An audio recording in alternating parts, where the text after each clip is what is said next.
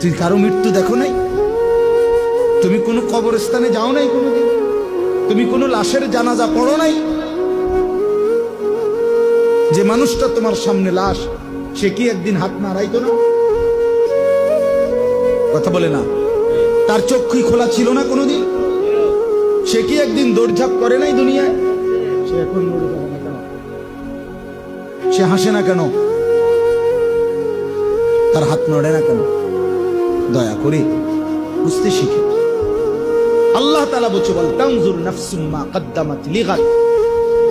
আমার বান্দা, খেয়াল করো আগামীকাল কিয়ামতের জন্য তুমি আজকের দুনিয়া থেকে কি পাঠাচ্ছ। এটাই তোমার আখিরাতের পুঁজি সংগ্রহের জায়গা।